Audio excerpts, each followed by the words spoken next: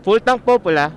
Pula po, full tank. Pula. Pula. Hindi pa ba sapat yung narinig nyo? Ulit-ulitin ko pa ba? Hindi kaya. 190 na lang po, sir.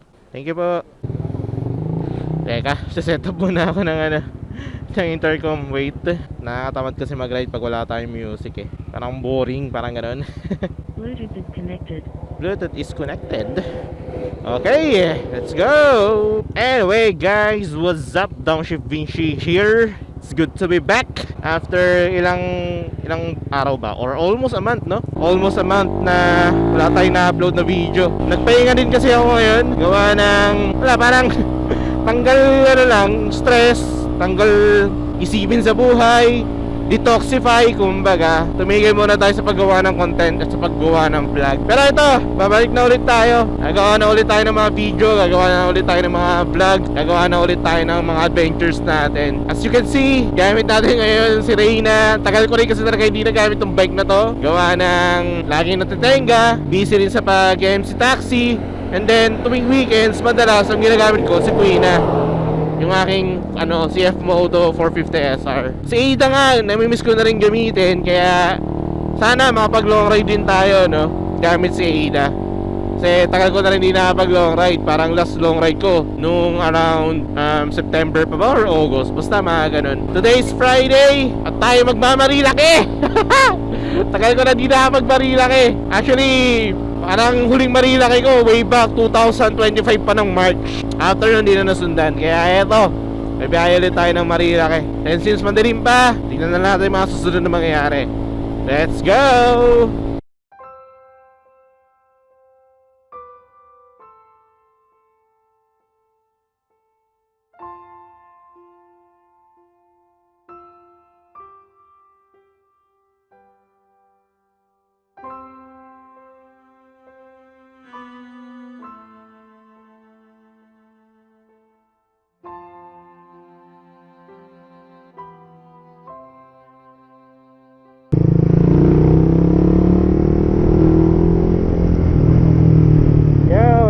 Pupunta na tayo ng windmill. Nasala ko dati, way back 2016 yata, mga ganun. Ipupunta yung kalsada, pupunta dito sa windmill. Kasi napakalubak, tapos sa mga putek. Unang punta ko, nakaaras pang bukay pa ko, grabe yung kalsada na yun.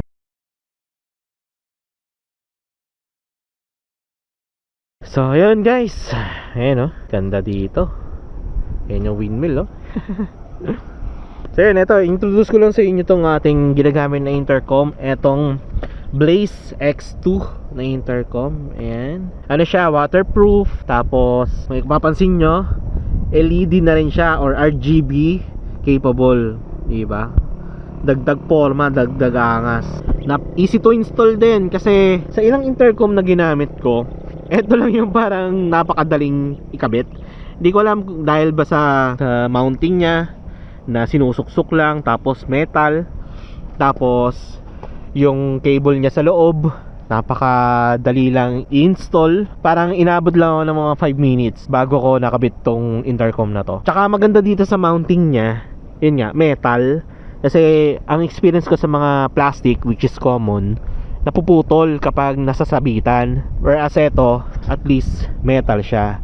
Then, Type-C na rin pala yung kanyang charging port. So, yung mga pang cellphone nyo na charger, pwede nyong gamitin dito sa intercom na to. Yun nga lang, syempre, huwag kayong gumamit ng fast charging. Kasi, itong battery na ito, hindi naman siya for fast charge. And speaking of battery, meron akong gamit na ito na isa, nakalagay sa aking half-face helmet, na ginagamit ko tuwing nag-MC taxi ako. Simula pagka full charge, parang almost 4 days bago siya ma-lowbat. Sa isang araw, naka-on siya ng mga around 6 to 8 hours. Tapos, within almost 4 days, yun, saka lang siya na-lowbat. Ito, 100% siya, kaya matagal ma-lowbat to. Siguro mga susunod na linggo pa. Tapos yan, mapapansin nyo nga, LED capable siya or RGB light. Pwede siyang ibahin ng style, tulad nito. Yan. May ganyang style siya ng RGB. Meron naman yung parang stable lang, tulad yan, color blue, babago-bago. Ito naman yung maraming kulay. Ito naman yung pabago-bago rin na stable light. Ang ginagawa ko, yan, in-off ko na. Madalas kasi naka-off siya para kahit pa paano masave sa battery. Pero pag gabi, maganda rin siya gawa ng syempre dagdag visibility rin, lalo na kapag nasa lugar kayo na sobrang dilim, di ba? So ayan, Blaze X2 na helmet intercom. Nasa description box yung link ng product na to. Kaya kung interested kayo, yan, check nyo na lang sa description box kung paano nyo mabibili. Available to sa mga online shops. Kaya ayan, nandyan sa description box yung link kung gusto nyo bumili. Dagdag ko na rin pala sa kanyang sound quality. Okay din, malinaw, crisp, ang ganda ng bass. Pag nag-music ako, yung mga part ng music na hindi ko naririnig sa ibang intercom, naririnig ko dito sa intercom na to. Kaya okay din siya for music. And speaking of music, meron din pala siyang music sharing na habang magkakonect kayo, pwede kayong makinig ng music.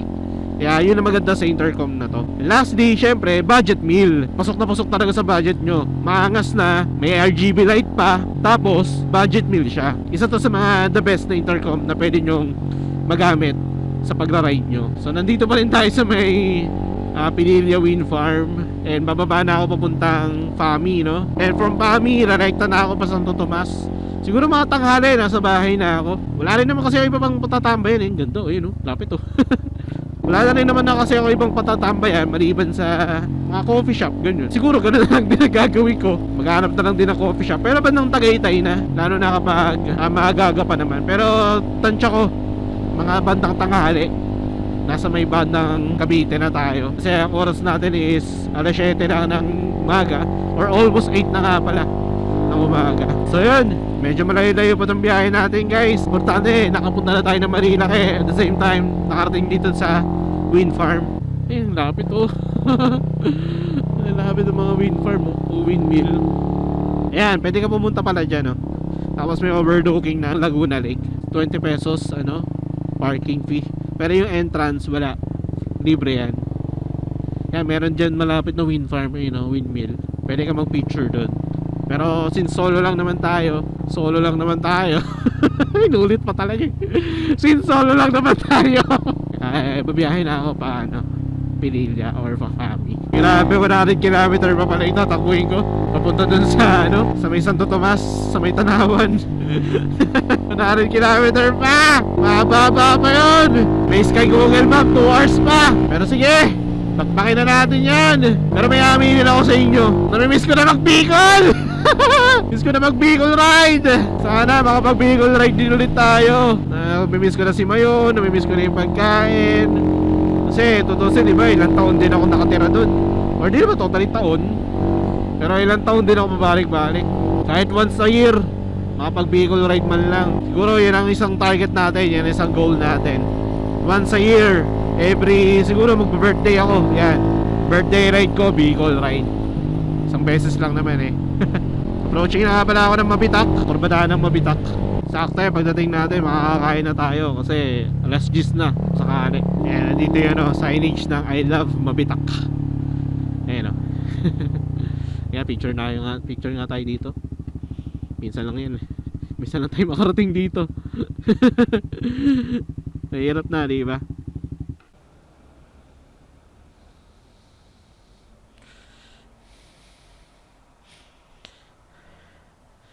Okay na yan. So yan, biyahe na tayo. Let's go. 82 kilometers later. May checkpoint yata na HPG.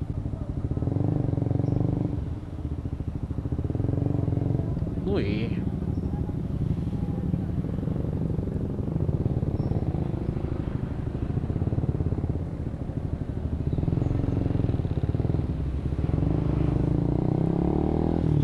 Yung mga nakapark kasi ng motor kanina. Ako, malakas loob ko kasi wala namang problema sa motor ko eh. Etong muffler, kaya lang naman nagmumukhang maingay dahil sa open na na throttle body. Mukha lang siyang maingay or tunog maingay. Anyway, dito na ako ng Fami. Pinapadaan ako ni Google sa Kalamba, medyo matraffic dun. Kaya mangyayari ito, baka magano na lang ako Santo Tomas para mas mabilis din ang biyahe natin. Pero ewan, bara na.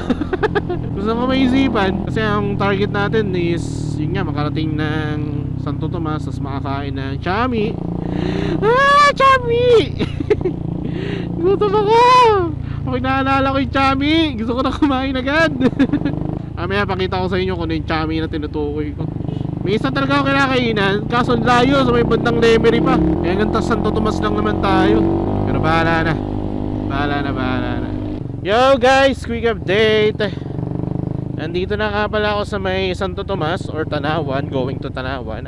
Grabe, may maluwak pa rin pala talaga dito. Time check natin 9:30 o 9:24. So basically parang kinuha natin ang isa't kalahating oras yung mula Mabitak papunta dito sa may Tanawan. Na suggest ni Google 2 hours. So mas maaga tayo ng 30 minutes. Yun nga, since 9:30 na, pwede na tayo kumain. Hanap na tayo na makakainan na chami. Nakakamiss din dumaan dito kasi kapag umuwi ako ng Bicol, dito ako dumadaan sa Tanawan. Tanawan, San Pablo, tapos Lucena, Tiao. Nakakamiss puntahan yung mga yun. Kaya kapag nagkaroon talaga ako ng time, nakaipon-ipon, magbibigol rider rin tayo. Pero sa ngayon hindi muna ngayon, pero soon minamanifest natin yan na makapag-Bicol ride din tayo. So yun guys, hanap lang ako na pwede makainan. Siguro titingin na lang din ako sa mapa kung saan man, then update ko kayo kung anong mga susunod na mangyayari.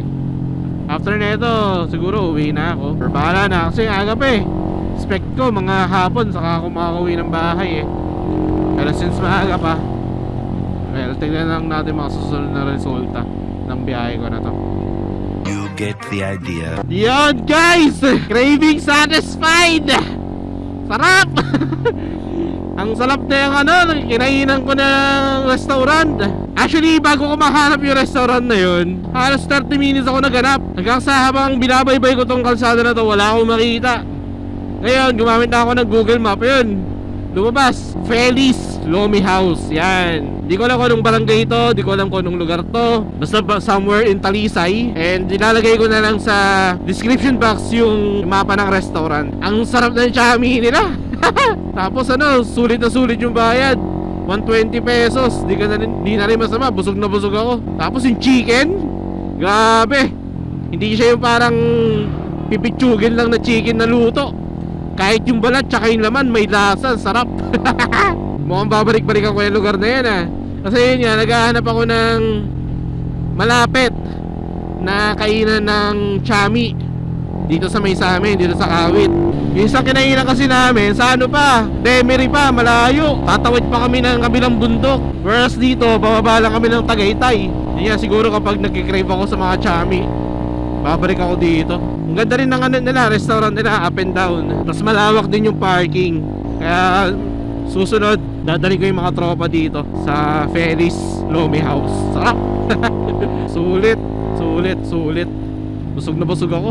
Mula dito, mga ilang oras pa ang babiyahin ko hanggang makauwi ng bahay. And yun, siguro rerekta na ako ng bahay. Gusto ko na magpahinga, gusto ko pang matulog. At the same time, maglalaba rin kasi ako. Gawa na, wala na tayong mga damit na gagamitin. Kaya yun, uuwi na ako, rerekta na ako ng bahay. Pero ganun pa man, dito ko na lang tatapusin ang vlog na to. I hope nag-enjoy kayo sa quick ride ko na to guys. And sana mabalik ko na yung mga ganitong klaseng content na puro ride lang, puro nangyayari lang sa buhay ko, etc. Kasi gusto ko rin kasi i-share sa inyo yung mga pinagagawa ko. Itong mga nakarang araw lang talaga nagpahinga ako kasi na-overwhelmed ako ng mga nangyayari sa buhay ko. Kaya kailangan ko munang mag-lay low, kailangan ko munang mag-social media detox, ganyan. Kahit sa page, di na rin ako masyado nagpo-post ngayon. Pero once na-upload to, baka susubukan ko ulit bumalik sa pag-vlog. Especially kung na-appreciate nyo naman yung mga ginagawa ko. At yun nga, quick ride lang. Pero dito ko natapusin ang vlog. Maraming salamat sa pag-nood, sa pag-like, sa pag-share. Maraming salamat sa pag-comment. Pahintayin na lang ng mga susunod ko na vlog. You all know the drill. Ride safe. Peace out.